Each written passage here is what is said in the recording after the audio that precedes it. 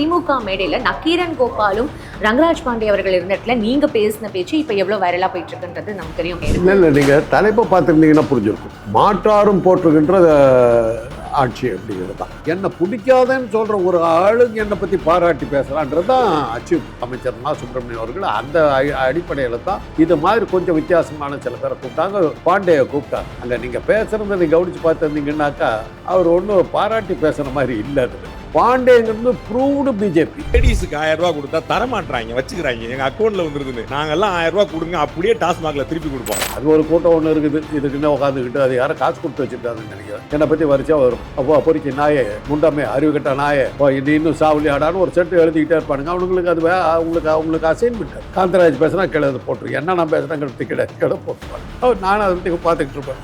எனக்கு அவரே ஆசை. அவனை போட்டானா இல்லையா? ஏன்னா அவனுக்கு போடலன்னா அவனுக்கு சோறு போட்டிருக்கு. அவனுக்கு சாப்பாட்டுக்கு என்ன பண்ணுவாங்கிற இதெல்லாம் ஃபீலிங்லாம் ஒரு பாவம். திமுக மேடையில் பாண்டேயா அப்படின்னு ரங்கராஜ் பாண்டே சார் உட்காந்துருக்காரு. எனக்கு அவங்க ஆயிரக்கணக்கான சட்டம் நடந்துருக்கு. என்ன பேச போறான்னு தெரியல. என்ன காலவாறு போறாரோ. இம்சை அரசன் புலிகேசி அந்த நீ மாமா மன்னன், மாமா மன்னன், நீ ஒரு இவனே, நீ ஒரு அவனேன்னு சொல்லிட்டு ஒவ்வொன்றுக்கும் ஒரு அழகான விளக்கம் ஒன்று கொடுப்பாங்க. அது மாதிரி ஏறத்தாழ பாண்டியனுடைய விமர்சனம் அந்த மாதிரி இருக்கு. இப்பொழுதாவது கவனித்தீரா? கோபால் அவர்கள் பேசும்போது பார்த்தேன் நம்ம ஏதோ ஏடா கூடமாக பேசியிருக்கோங்க மாத்தான் தெரியுது. இவர் இன்னும் கொஞ்சம் பேச விட்டுருந்தா நம்ம எல்லாரும் ஜெயிலுக்கு போயிருப்போம். அந்த அளவுக்கு ஏதோ நான் பேசிட்டேன். அது மாத்திரம் தெரியுது எனக்கு. அப்புறம் சரி பார்ப்போம். இது ஒன்றும் உள்ள தண்டில் அந்த மேடையில நீங்க ஏன் வந்து விஜய் அவர்கள் பத்தியும் அண்ணாமலை அவர்களை பத்தியும் இன்டைரக்டா விமர்சனம் பண்றதுக்கான ரீசன் இன்டைரக்டா பேசலையே. ஆமா, நீங்க டைரக்டா பேசுனா காமெடி பேசுனா தமிழ்நாட்டுக்கு தெரியும். இப்ப அண்ணாமலைங்கிறது எல்லாத்துக்கும் தெரிஞ்ச விஷயம். அவருக்கு பத்மஸ்ரீ டைட்டில் மாதிரி. நம்ம ஊர்ல ஒரு காமெடி பேஸ் இருக்கு. அறிவாலயத்தில் இருக்கும் செங்கல் எல்லாம் எடுத்து நான் ரிப்பேர் பண்ணி கொடுக்குறேன். செங்கல் வியாபாரத்துக்கு வந்து பெண்களுக்கு பாதுகாப்பு இல்லைன்னாரு. நான் வரிசையா பெண்களுக்கு எவ்வளவு பாதுகாப்பு இருக்குது, ஆம்பளை எவ்வளவு அவசரப்படுறாங்கிறது அதை சொன்னேன். அதை கவனிச்சுக்கலாம் நீங்க. நாங்க ஆண்கள்லாம் அழுகுறேங்க. பஸ்ஸுக்கு போய் நிக்கிறேன். இதை அப்போ லேடிஸ் பஸ் ஏற முடியாதுங்கிறாங்க. வேலைக்கு போறேன். இன்னும் ஒரு ஸ்டெப் அதிகமாகவே போனா அதுக்குள்ள நிறுத்திட்டாங்க. என்ன ஆம்பளையா பொறுத்து நான் என்னதான் பண்றது? எங்க போனாலும் பஸ்ல ஏற முடியல. பஸ்ல ஆம்பளைக்கு பஸ் இல்ல. பாலியல் தொல்லை அப்படின்னு தொடர்ந்து இங்க பேசப்படுறது பெண்களுக்கு தானே? ஆமாமா, பாலியல் தொல்லைங்கிறது எதனால வந்தது? நீங்க வீட்டுக்குள்ளார இருந்தோன்னு இருந்தது. அது நீங்க ஏன் வீட்டை விட்டு வெளியே வந்தீங்க? இது பெரியார் மண்ணு, சமத்துவ மண்ணு, திராவிட மண்ணுன்னு சொல்ற நீங்களே எதுக்கு பெண்கள் வெளில வரீங்கன்னு கேட்கறது? இது பாலியல் தொல்லைன்னு சொல்றதே தப்புங்கிறது தான். இது ஏன்னு கேளுங்க. பெண் விடுதலைன்னு சொன்ன பிறகு பாலியல் தொல்லை எப்படி வர முடியும்? தான் விடுதலைக்கு வந்துட்டீங்களா, ஆம்பளைக்கு ஈக்குவல் ஆகிட்டீங்களா, அப்புறம் பலார்னு விட வேண்டியதானே.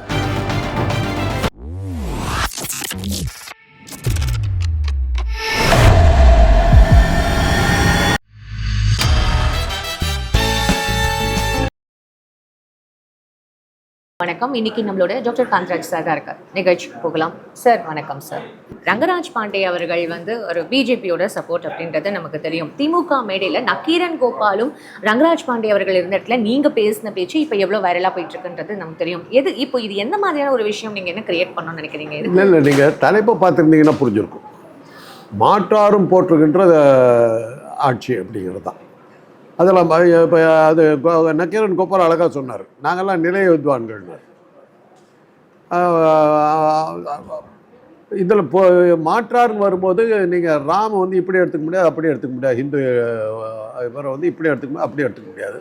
பிரியன் வந்து என்னோட நிறைய நிகழ்ச்சிகளில் இதை பண்ணும்போது கொஞ்சம் திமுக ஆதரவாக தான் பேசுவார் அவர், என்னுடைய அனுபவத்தில். அது மாதிரி நாங்கள் எல்லாம் பாண்டேங்கிறது ப்ரூவ்டு பிஜேபி, நிரூபிக்கப்பட்ட பிஜேபி. அவருடைய ஒவ்வொரு செயலும் ஏதோ ஒரு அசைவம். அவர் வந்து ஒளிவு மறைவாகலாம் இருந்ததில்லை. என்னுடைய கல்லூரிக்கு அடிக்கடி வருவார். எங்கள் கூட இருந்த காயத்ரிங்கிற ஒரு பேராசிரியர் தான் அவரை அடிக்கடி கூட்டிகிட்டு வருவாங்க. இன்றைக்கி அவங்க 2 பேர் சேர்ந்து அந்த சாணிக்காங்கிற இதெல்லாம். அவர் ப்ரூவ்டு மேன், அதாவது நிரூபிக்கப்பட்ட பிஜேபிக்காரர். அவரை கூப்பிட்டு அவரும் பாராட்டுகிறார் அப்படிங்கிறது தான் கணக்கு. இப்போது எம்ஜிஆருக்கு புகழ்ந்து ஒரு அவர் ஏதோ பிறந்தனால ஏதோ ஒரு சம்திங்கு ஒரு மலர் போட்டாங்க.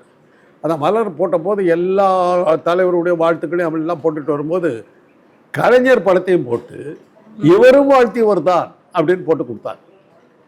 எதுக்கு அந்த மாதிரி? அதாவது இவரும் கலைஞரும் கூட ஒரு வாழ்த்தி இருக்கிறார். நான் வாழ்த்துறது வந்து பெரிய விஷயம் இல்லை. கட்சிக்காரன் சொல்லுவேன், அப்படி தான் சொல்லுவேன், வாழ்த்தி பேசுவோம். அது சரி, அது இயல்பு. வேற யாரும் என்னை பிடிக்காதன்னு சொல்ற ஒரு ஆளுங்க என்னை பத்தி பாராட்டி பேசுறான்றது தான் அச்சீவ்மெண்ட். அதைத்தான் இன்றைக்கி ஒரு சுப்பிரமணியம் அமைச்சர் சுப்பிரமணியம் அவர்கள் அந்த அடிப்படையில் தான் இது மாதிரி கொஞ்சம் வித்தியாசமான சில பேரை கூப்பிட்டாங்க. பாண்டேயை கூப்பிட்டு அவர் அங்கே நீங்கள் பேசுகிறத நீங்கள் கவனித்து பார்த்துருந்தீங்கன்னாக்கா அவர் ஒன்றும் பாராட்டி பேசுகிற மாதிரி இல்லை. அதில் அவர் இப்போ கொஞ்சம் இதாக தான் பேசினார். அவர் ஒன்றும் தன்னுடைய கலரை மாற்றிக்கல. அதில் அவர் தெளிவாக இருந்தார். அதாவது அந்த இடத்துல எதை பாராட்டணுமோ சில விஷயங்களை சொல்லிட்டாரு. எது நாங்கள்லாம் ஏற்றுக்கொள்ளவில்லைங்கிறத அதையும் அவர் சொன்னார். அது மாதிரி நாங்கள் அழகாக அவர் வந்து என்ன விஷயம் அதில் வந்து கருத்தில் நீங்கள் அவரை வந்து கட்சி மாறி சில அடிக்கோடுகள் பார்த்தேன். அது ஒரு கூட்டம் ஒன்று இருக்குது, இதுக்குன்னு உட்காந்துக்கிட்டு அது யாரும் காசு கொடுத்து வச்சுருக்காங்கன்னு நினைக்கிறேன். என்னை பற்றி வரிசையாக வரும். பொறுக்கி நாயே முண்டமே அறிவு கட்ட நாயே நீ இன்னும் சாவலி ஆடான்னு ஒரு செட்டு எழுதிக்கிட்டே இருப்பானுங்க. அவங்களுக்கு அது அவங்களுக்கு அசைன்மெண்ட். அது காந்தராஜ் பேசுனா கீழே அது போட்டுரு, என்ன நான் பேசுனாங்கிறது கீழே போட்டுருவானுங்க. நானும் அதை பற்றி பார்த்துக்கிட்டு இருப்பேன். ஐயாளுக்கும் அவரே ஆசை அவனை போட்டானா இல்லையான்னு. ஏன்னா அவனுக்கு போடலன்னா அவனுக்கு சோறு போட்டிருக்கு, அவனுக்கு சாப்பாட்டுக்கு என்ன பண்ணுவாங்கிற இதெல்லாம் ஃபீலிங்லாம் அவர் பாவம் நம்ம படம் அனுப்பலான்னு நினைப்பேன். அது மாதிரி அவரை பற்றி அவர் என்ன பேசினாங்கிறதே கவனிக்காமல் அவரை தாக்கி பேசினாங்க. திமுக மேடையில் பாண்டேயா அப்படின்லாம் ஆமாம் சார், அது வந்து ஒரு பெரிய ஒரு ஹெட்லைன்ஸாகவே வந்து ஒரு பரபரப்பாக போட்டாங்க. அதை போட்டாங்க. பட் உள்ள பார்த்தீங்கன்னாக்கா அவர் வந்து திமுக பெருசாக பாராட்டு விமர்சனங்கள் தான் பண்ணார்.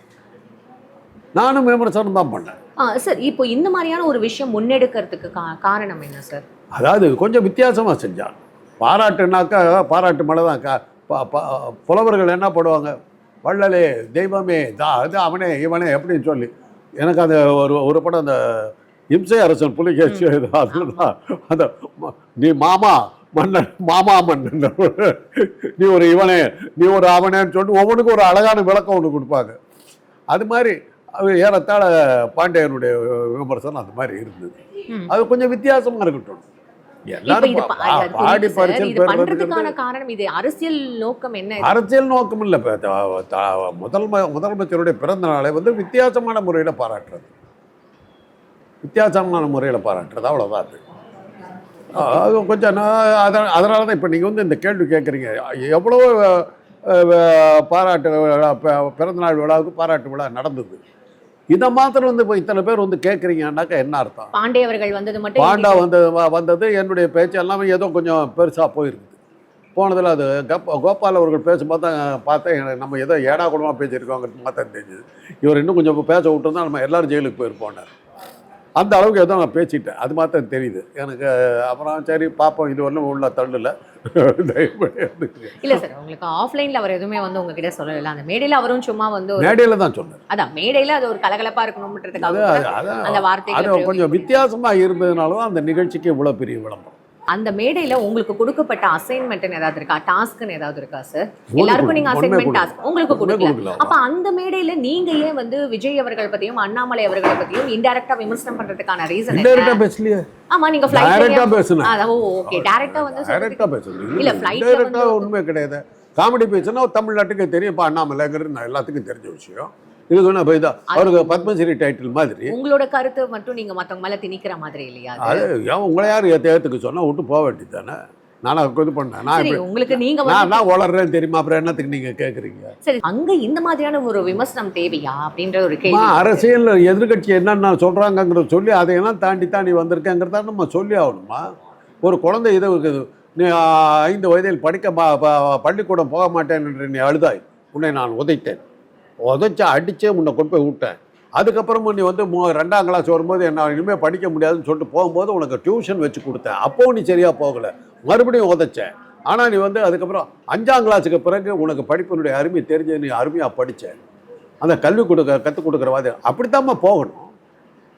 சின்ன வயசில் நீ குறும்புத்தனம் பண்ணுவேன், நான் சொன்ன பேச்சு கேட்க மாட்டேன். இன்றைக்கி எவ்வளோ இதாக எப்படிங்க நீங்கள் அதை தாக்கி பேசலாம்?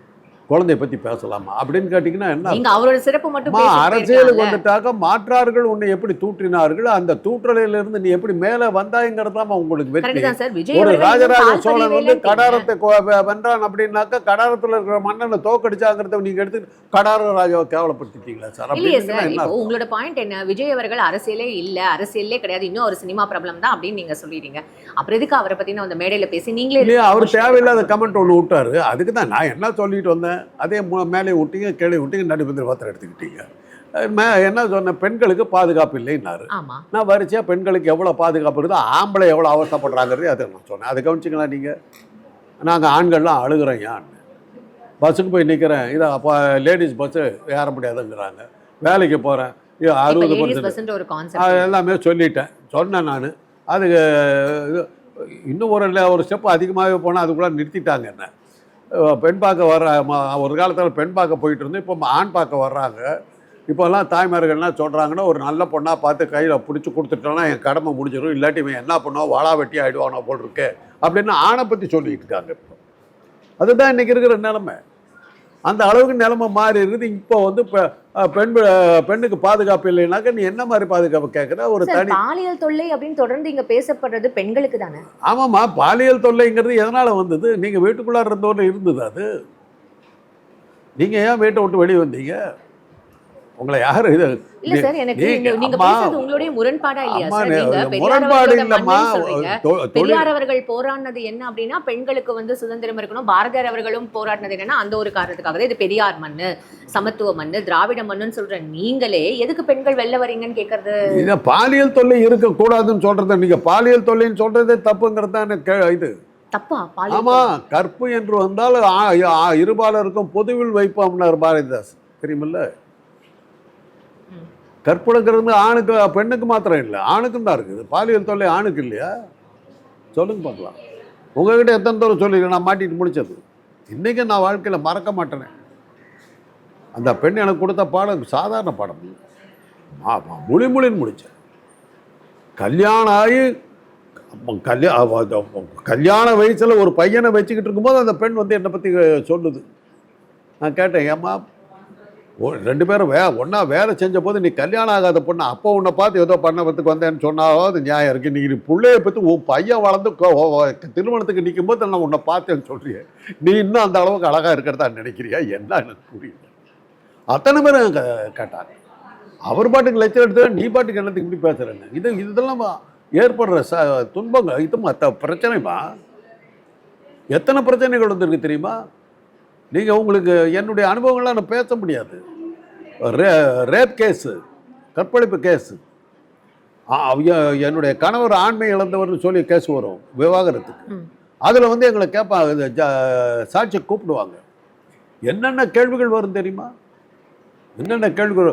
அதை வந்து ஒரு அளவுக்கு கண்ணியமாக படத்தில் காட்டினாங்க. அந்த வக்கீல் கேட்பார், நாசர் தான் நடிப்பார் அந்த ரோலில். எங்கே கையை வச்சான் அப்படின்பார். அது ரேவதி அழகாக பதில் சொல்லுவாங்க. அது மாதிரியான கேள்விகள் வரும். ஆண்மையை அந்த ஆணோட வக்கீல் என்ன தான் கேட்பாங்கன்னு சொல்ல முடியாது. சில சமயத்தில் ஏன்டா இந்த வேலைக்கு வந்தோங்கிற ஃபீலிங்கே வரும். அவ்வளோ அசிங்கமாக இருக்கும். நான் சொல்லுவேன், அந்த பெண்ணோட இவங்க வந்து கேட்டாங்கன்னா, சார் இந்த மாதிரி அவங்க ஆண்மை குறை சார், தேவையில்லாத கேள்விகள் கோர்ட்டில் கேட்பாங்க. ஜட்ஜினுடைய மனநிலையை பொறுத்து அந்த கேள்விகளை அனுமதிக்காததோ ஜட்ஜோட மனநிலையை பொறுத்து. சில ஜட்ஜுகள் ஆனந்தமாக விட்டுட்டு வேடிக்கை பார்க்குறவங்களாம் இருப்பாங்க. கேவலமாக இருக்கும். தயவு செய்து விவகாரத்தை கொடுக்கலன்னா கூட ஒதுங்கி போயிடுது. உங்களுக்கு வேணுங்கிறத ஜீவனாம்சங்கிறத வந்து கேட்டு வாங்கி கொடுத்துடலாம். நீங்கள் இதை பேசாதீங்க அப்படின்னு சொல்லுவேன். நான் சொல்லியிருக்கேன். அது மாதிரி அவ்வளோ அசிங்கமாக இருக்கும். ஃபைன் தான் சார். இப்போ என்னன்னா, இவர் வந்து பாலியல் தொல்லைங்கிறதே வந்து நீங்கள் குற்றம் சொல்லவே கூடாதுங்கிறேன் நான். அது எப்படி நீங்கள் அது வந்து ஏன்னு கேளுங்க. பெண் விடுதலைன்னு சொன்னப்புறம் பாலியல் தொல்லை எப்படி வர முடியும்? தான் விடுதலைக்கு வந்துட்டீங்களா, ஆம்பளைக்கு ஈக்குவல் ஆகிட்டீங்களா, அப்புறம் பலார்னு விட வேண்டியது தானே சார்? விடுறதுக்கான ஈக்குவல் ஸ்ட்ரென்த் வந்து அப்புறம் அது கேட்டால் அதான் இப்போ முறை வந்து என்ன அடிச்சு போவான், திருடனை பிடிக்கணும், அவ்வளோதான் பண்ண முடியும். பாக்கெட்டில் பர்ஸை வெளியே தெரிகிற மாதிரி போய் பிதுக்கிக்கிட்டு வச்சுக்கிட்டு போனோம்னாக்கா திருடன் சும்மா போவானா? திருடுவான். யார் காரணம்? அவன் திருடுறதுக்கான பர்ஸை வந்து கண்ணுக்கு தெரிகிற மாதிரி வச்சுக்கிட்டு போனதுனால நான் பண்ணது தான் தப்பு.